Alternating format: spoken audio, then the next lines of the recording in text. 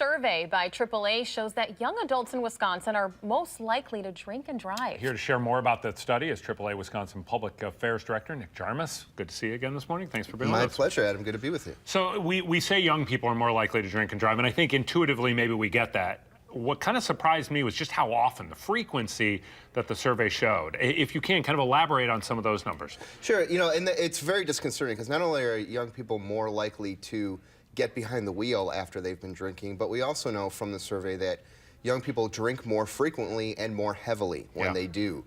So that's a real cause for concern.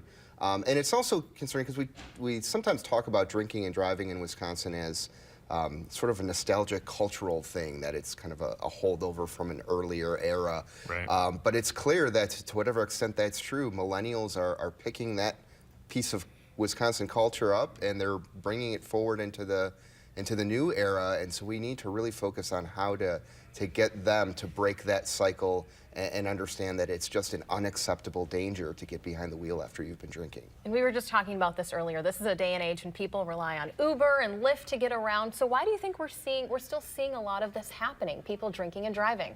Well, it's difficult to say because what's kind of funny about the young age group is even though they're more likely to do it, they are also more likely to explore other alternatives for designated drivers. When you look at the breakdown between the ages, we ask questions about, well, if you used alternative transportation, which method do you use? And for most age groups, it's overwhelmingly, friends or family as a designated driver.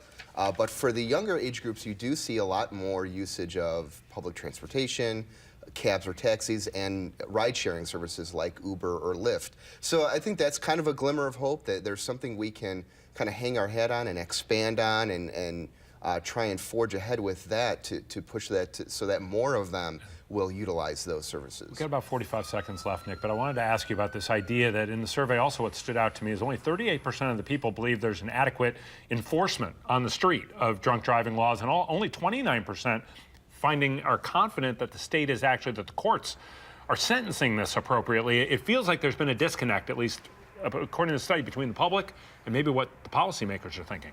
Sure, the law enforcement is doing a great job with the resources that they have, and of course we'd always love to see them get more resources. We would encourage them also to utilize the resources they have, pool them together in task forces. Madison area has a great, it's called the Capital Area DUI or OWI Task Force. Right. We'd like to see more of those throughout the state so that we can leverage the resources we have to increase that enforcement. And if people want to find information out about this survey in detail, it's on your website? Our website, www.aaa.com. All righty. Thanks, Nick. It's good to see you again. My pleasure. Appreciate your help.